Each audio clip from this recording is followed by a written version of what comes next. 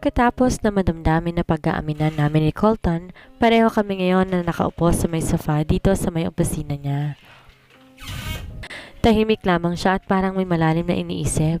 Colton, tawag ko sa kanya. Yes, love, sagot niya. Agad ako napabuntong hininga sa tawag niya na yon sa akin. Colton, you know you can call me that?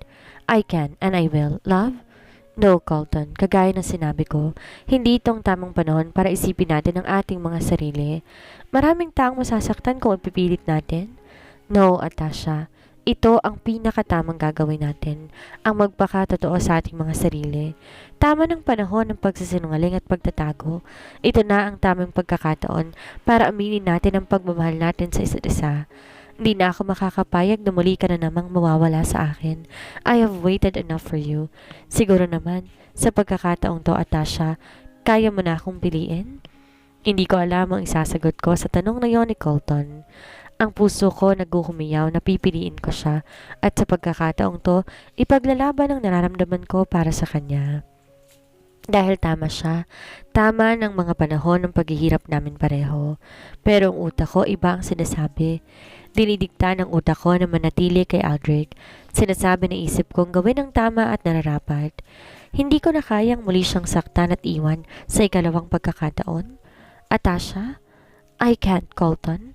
Bigla ang pagbangon ng galit ni Colton nang marinig ang sinabi kong yon. You can't? I'm sorry, Colton. Hindi ko kayang saktan si Aldrich. Hindi ko... Walang hiyang prinsipe yan.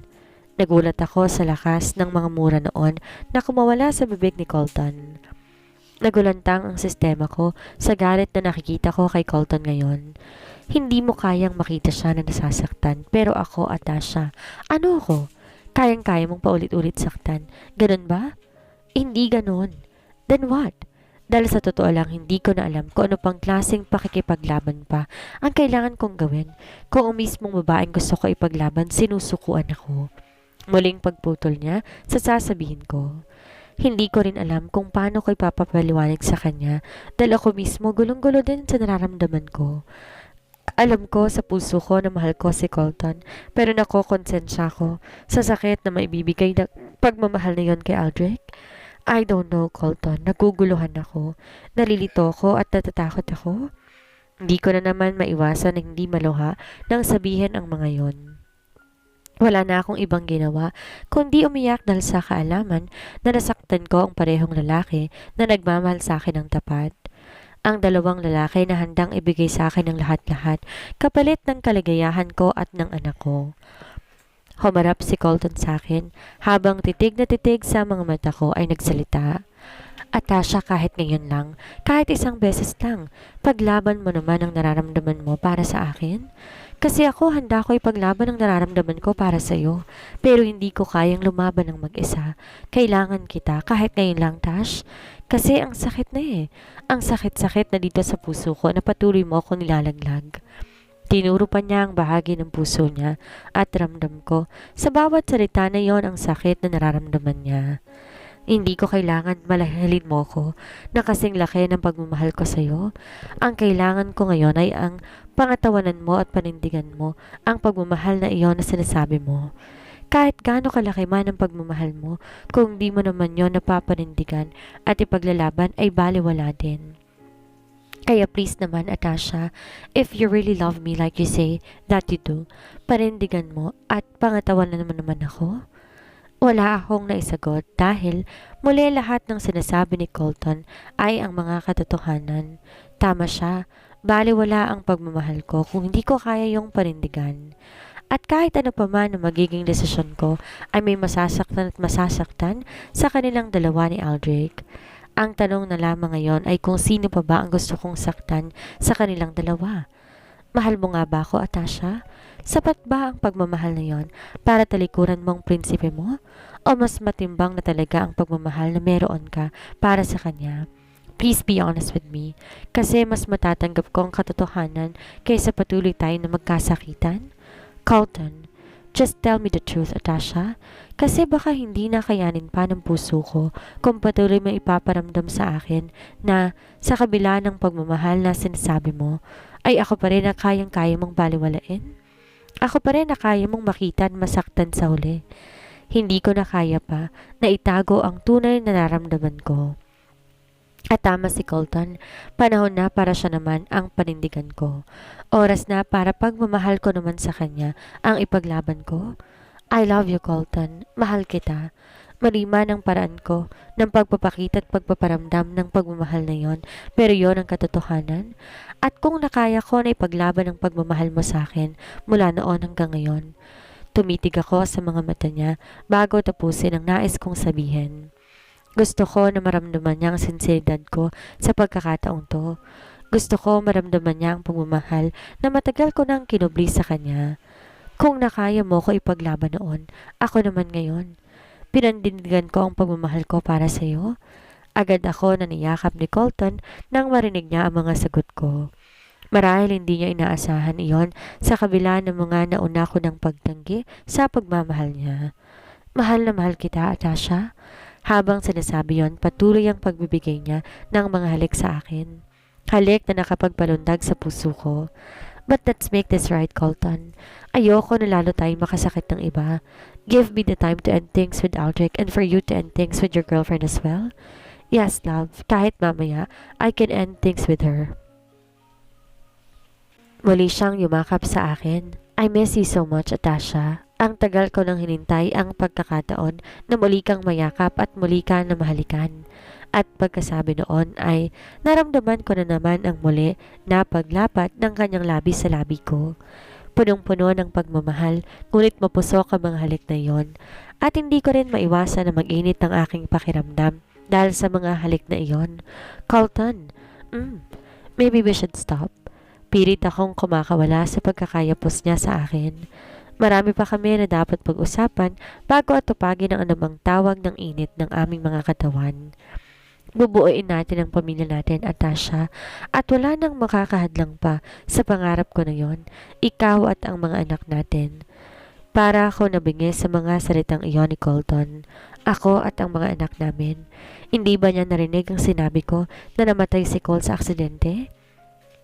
Hindi ko alam kung paano muli nasasabihin sa kanya ang katotohanan na wala na si Cole. Ramdam na ramdam ko ang kasiyahan niya ngayon habang patuloy na nakayakap sa akin. Pero sa oras na to, isa lang nasa isip ko, ang ipaintindi sa kanya ang katotohanan na namatay ang isa sa kambal. Colton? Yes, love. Masuyo niya na sagot sa akin. May kailangan ka pang malaman? Agad siyang napabitaw sa akin at muli na naman tumitig sa aking mga mata. Narinig ko na lahat, love, at naiintindihan ko ng lahat ngayon. Magsisimula tayong muli, mag-uumpisa tayong muli, kasama ng mga anak natin. Wala na si Cole, Colton. Patay na siya. Namatay ng isa sa kambal. Tanging si Ashira na lamang ang natitirang anak sa atin.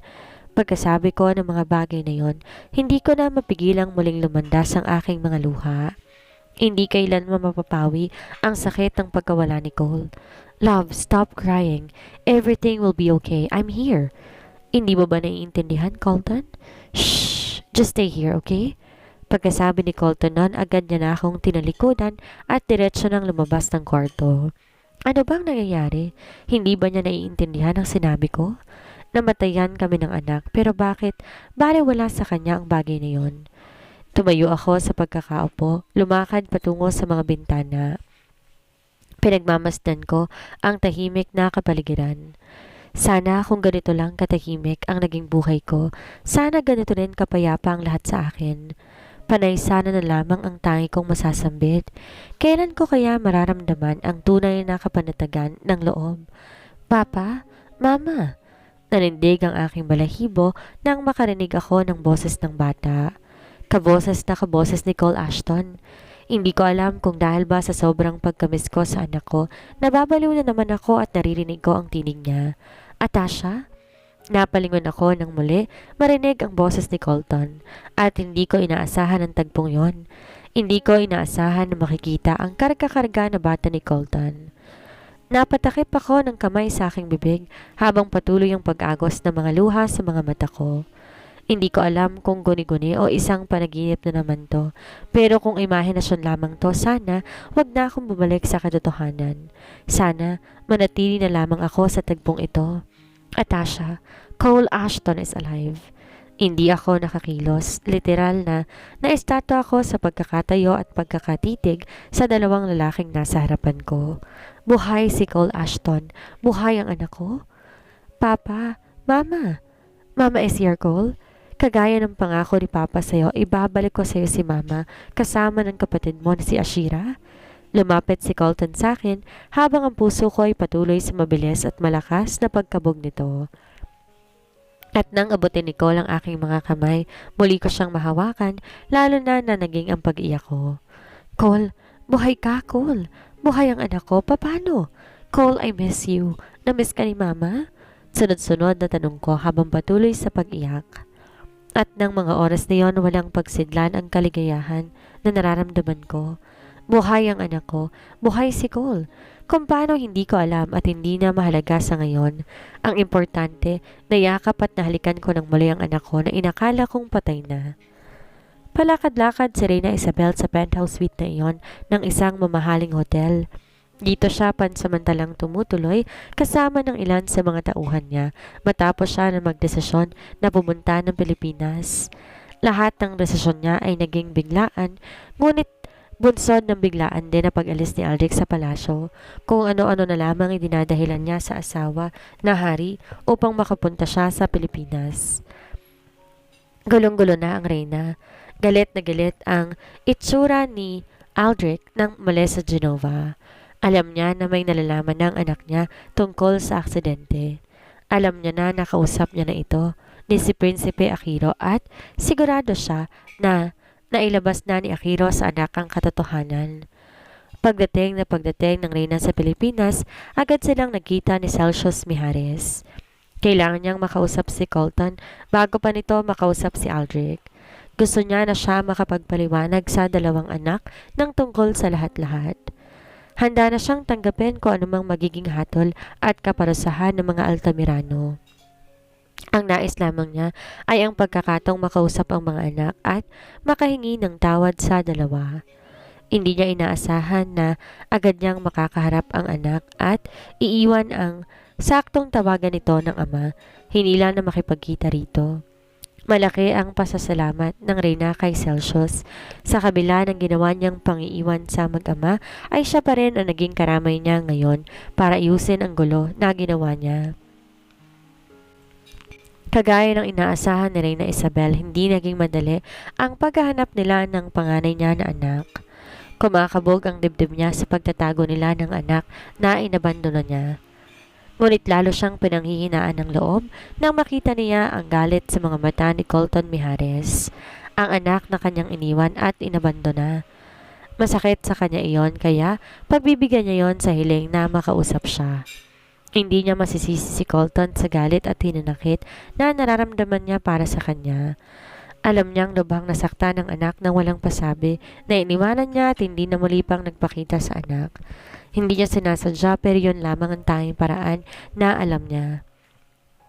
Kumabog ang dibdib ng Reyna nang marinig ang sunod-sunod na pagkatok sa pintuan. Lumakad siya sa pintuan at binuksan yon. Sumalubong sa kanya ang nililisik na mga mata ng bunso na anak na si Prinsipe Aldrich. "What are you doing here?" Galit na tanong ng bunso sa kanya. "Aldrich, what? Meron ka pa bang aaminin na hindi ko pa alam? Ano pa ang tinatago mo? Ano pa ang ibang krimen na ginawa mo?" Sigaw nito sa kanya. Walang nagawa ang Reyna kundi umiyak na lamang. Sa ikalawang pagkakataon, nakikita niya sa mata ng anak ang pagkamuhi sa kanya. Gaya na naging reaksyon ni Colton nang muli siyang makita. "Patawarin mo ako, hindi ko sinasadya. Pero yun lamang alam kong paraan. Hindi tama ang ginawa ni Atasha na ilayo ang mga kapatid ng anak mo? Hindi tama? At ano ang tama? Ang patayin mo ang mga inosente? Ang ilagay ang buhay ng prinsipe ng mga Altamirano sa alanganin? Hindi mo ba alam kung gaano kalaki ang kasalanang ginawa mo? Buhay ng dalawang prinsipe ang inutang mo sa mga Altamirano. I did what I need to do dahil makasarili si Atasha. Tinulungan siya ng kapatid mo. Dinamayan siya sa mga problemang kinarap niya dito sa Pilipinas. Minahal siya ni Colton pero anong ginawa niya? Tinakas niya ang mga bata. Umalis siya nang walang paalam. Tama ng pasakit na naramdaman ng kuya mo sa akin. Hindi na yan dapat na nadagdagan pa. Pero sa ginawa ni Atasha, lalo niyang pinalugmok ang kapatid mo. Ikaw ang makasarili. Reyna ka pa naman pero ang sama ng ugali mo. And right now, how I wish that you are not my mother. Isang malakas sa sampal ang dumapo sa pisngi ni Prinsipe Aldrich pagkatapos bigkasin ang mga salitang iyon. Galit na tumitig ang prinsipe sa luhaang Reyna.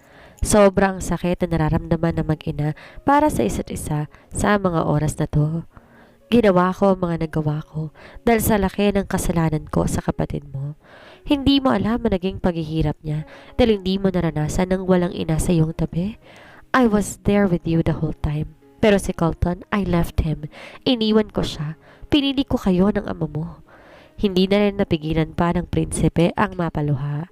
Di niya na alam paano pa makakalabas sa problemang ito. Di niya alam paano siya aahon sa animo kumunoy na lumulunod sa kanya. Nagkabuhol-buhol na lahat ng problema sa buhay nila. How could you?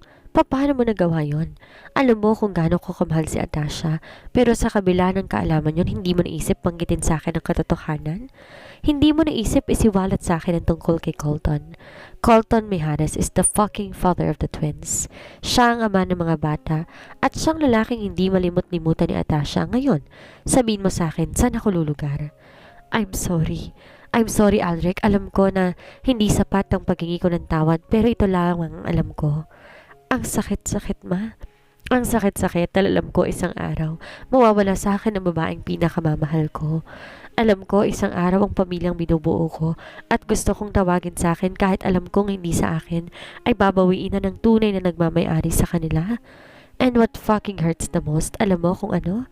Nasa lahat ng to, ang kalaban at kakompetensya ko sa babae na mahal ko ay ang sarili ko pang kapatid. Patuloy ang pagluha ng mag-ina. Pilit na nilalabas lahat ng sakit na nararamdaman. Pareho ng walang salita ang nais ko mawala sa kanila, tanging pagtangis na lamang ang maririnig. Alam ng Reyna na siya ang punot dulo ng lahat. Sa totoo lamang, hindi niya na alam kung paano to aayusin. Patawarin mo ko, anak. Patawarin mo ko, Aldrich.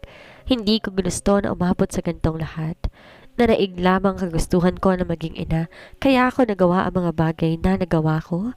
Hindi ko gusto na masaktan ako ng kahit sino sa inyo ng kapatid mo. At kaya ako nagpunta dito para ayusin ang lahat. Gusto ko na magkakilala kayo ni Colton. Gusto ko na maayos ng lahat sa pagitan ninyo. Paano mangyayari ang mga bagay na gusto mo? Sa tingin mo, ganun lang kadali ang lahat? Paano namin paglalapitin ang mga sarili namin kung iisang babae lamang ang minamahal namin? Paano mo iniisip na maaayos natin ang problema kung nag-aagawan kami sa iisang pamilya? Hindi ako makikialam sa inyo pagdating kay Atasha. Gusto ko na lamang na magkakilala kayo at magkaayos kayo ng kapatid mo. That will never happen. Dahil hindi ko isusuko si Atasha kay Colton. Hindi ko isusuko ang pamilya na nabuo ko sa kanya. Aldrich, akin lang si Atasha. Akin lang si Ashira. Pamilya ko sila at mananatiling pamilya ko sila. Si Colton man ang tunay niyang ama pero ako ang tumayong ama at asawa kay Atasha. Ako ang pumuno sa pagkawala at kakulangan ni Colton kaya hindi ko ibibigay sa kanya ang pagkakataong mabawi yon. Aldrich, hindi ikaw magdedesisyon ng mga bagay na yan. Kung talagang mahal mo si Atasha, hayaan mo siyang magdesisyon kung sinong totoong minamahal niya. Hindi na lang to usapan ng pagmamahal. Hindi ko isusuko ang mag-ina ko sa anak mo. Hindi ako susuko kahit kailan kay Colton Mijares. Kung pipiliin ni Atasha na maging isang buong pamilya sila kasama ng mga bata, wala kang magagawa, Aldrich. Wala kang magagawa kundi tanggapin ang desisyon niya. Isipin mo mga bata at hindi ang sarili mo. Mga bata, naguguluhang tanong ni Aldrich sa ina. Ang kambal, sina Cole at Ashira. Si Cole? Buhay si Cole Ashton, Aldrich. Buhay ang isa sa kambal na ang buong akala ninyo ay patay na. Buhay si Cole Ashton. Buhay ang isa sa kambal na inakala na ng lahat na patay na. Ito ang paulit-ulit na gumagambala sa isipan ni Prinsipe Aldrich. Hindi niya mawari kung isa ba tong katotohanan o sa muli. Pinapaikot lang siya ng sarili niyang ina. Ngunit kung buhay si Cole Ashton, nasan siya ngayon? Sino ang may hawak sa bata? Ang kanyang ina ba na si Reyna Isabel? O hindi kaya si Prinsipe Akiro? Nabawi na ba si Akiro Altamirano ang kanyang pamangkin sa ina niya na Reyna? Sino pa nga ba ang maaari na nagtatago kay Cole Ashton? Bukod sa kanyang ina, sino pang naghihigante kay Atasha? Si Eulance Villegomesa ba? O ang ina ng dating kasintahan ni Atasha na si Ophelia? Nasaan si Cole? Kailangan niya na makita at mahanap si Cole bago pa siya maunahan ni Colton Mijares. Na magawa yon, kailangan na siya mismo ang makapagbalik kay Atasha sa anak na akala niya ay wala na. Kapag nagawa niya yon, alam ni Aldrich na lalo nang mapapalapit sa kanya si Atasha at hindi na siya kailanman maiiwan pa ng babae. Kailangan niyang makita ang bata, pero ano? Hindi na sinabi pa ng kanyang ina na Reyna kung nasaan nga ba ang bata. Pagkatapos na sabihin na buhay ang bata, ay wala na yung iba pa na impormasyon na nasabi. At ito ang mas lalo nakapagpapagulo kay Aldrich kung paninibalaan ba niya ang mga salita ng sariling ina o hindi. Marami pa rin hindi sinasabi ang Reyna sa kanya, kung kaya hindi nila lalo mabuo-buo sa kaisipan ni Prinsipe Aldrich ang buong katotohanan at dahilan sa mga pangyayari. Habang tumatagal, lalo nang nalulubog si Aldrich sa mga kasinungalingan ng kanyang ina. Parang ang bawat katotohanang inlalabas ng kanyang ina, siya ring unti-unting naglalayo sa kanya sa babaeng pinakamamahal niya. Ang bawat sakit na patuloy binibigay ng ina niya kay Atasha ay siya ring unti-unti na magiging dahilan at pagputol ng samahan ng pagmamahal ng babae sa kanya, at yon ang katotohanan na sigurado si Aldrich. Gulong-gulo ang isip ni Aldrich at sobrang sakit na nararamdaman niya sa lahat ng mga katotohanan na isinambulat sa kanya ng ina. Kailangan niya ng kaibigan ngayon na makakaramay, ngunit sino? Ang kaisa-isang matalik na kaibigan niya na nasasabihan ng lahat ng saloobin niya, galit na galit sa kanya ngayon. Ang kaisa-isang taong dumamay sa kanya nung panahong bagsak na bagsak siya at lugmok na lugmok sa pang-iwan sa kanya ni Princess Atasha ay ang pareho ding taong bagsak na bagsak at lugmok na lugmok ngayon dahil sa kagagawan ng sarili niyang ina. Hindi alam ni Aldrich kung nararapat ba na sabihin niya kay Prinsipe Akiro ang katotohanan na buhay si Cole Ashton. Hindi niya alam ang hangganan ng mga impormasyon na meron siya, at isa pa, hindi siya sigurado kung paniniwalaan siya na matalik na kaibigan, lalo pat isang traidor ang tingin to sa kanya at sa pamilya niya. At gustuhin man niya na sabihin ang katotohanan dito, paano? Wala siyang sapat na impormasyon at katibayan para patotohanan ang sinabi ng Reyna. Hindi malaman ni Aldrich kung bakit naging ganito na kakomplikado ang buhay niya, ang buhay nila ni Atasha. Siguro nga, nagkamali sila ng desisyon ng mapunta at bumalik pa sila ng Pilipinas. Ngunit, mapapagbawalan ba niya sina Prinsipe Akiro at Prinsesa Atasha sa mga gusto ng mga iyon? Matagal na ba na alam ni Akira ang tungkol sa mga ginawa ng kanyang ina, kaya pilit niyang pinalabas ng Genova sina Atasha at Ashira? Ang daming tanong sa isipan ng Prinsipe Aldrich na hanggang ngayon ay hindi maapuhap ang kasagutan. Marahil ay ito nga talaga ang nais ng tadhana para sa kanyang ina. Ang magkagulo-gulo sila upang maiayos at maitama ng lahat ng kasalanan ng kahapon. Ngunit hindi maiiwasan ang patuloy na sakit na maranasan ng bawat isa sa pagnanais nila na ayusin ang kasalukuyan upang mapagtagumpayan ang kanilang mga hinahanap. Paikot-ikot lamang si Aldrich sa kwarto niya sa mansyon ni Akiro. Hindi na nakabalik pa si Atasha buhat sa opisina. Hindi na nagawa ni Prinsipe Aldrich na silipin man lang kanyang prinsesita na si Ashira sa dami ng gumugulo sa isipan niya. Siya mismo ang nakokonsensya sa mga pinagagagawa ng kanyang ina. At habang tumatagal, lalang bumabangon ang galit sa puso niya para dito. Alam ni Aldrich na kailangan niyang maging tapat kina Akiro at Atasha sa mga katotohanan. Kaya, kailangan na siya mismong maghanap ng pruweba at impormasyon sa mga katotohanan na sinasabi ng ina sa kanya. Di niya rin maintindihan kung bakit hindi pa lubos-lubosin ng Reyna ang pagsisiwalat ng mga katotohanan at lihim. Hindi niya alam bakit inuunti-unti pa nitong pasakitan siya. Pasakitan sila ng kanyang kapatid na si Colton. Kinuha niya ang kanyang telepono at nagdial ng isang numero. Hindi siya sigurado sa mga magiging hakbang niya, pero alam ni Aldrich na kailangan may gawin siya. Kailangan niyang kumilos bago pa mahuli ang lahat sa kanila ni Atasha. Siya mismo ang kailangan na gumawa ng paraan upang hindi mamuhi sa kanya ang babaeng mahal niya dahil sa nagawa ng kanyang ina. Kailangan niyang maibalik si Cole Ashton sa mga Altamirano. Kailangan niyang maibalik si Cole kay Prinsesa Atasha.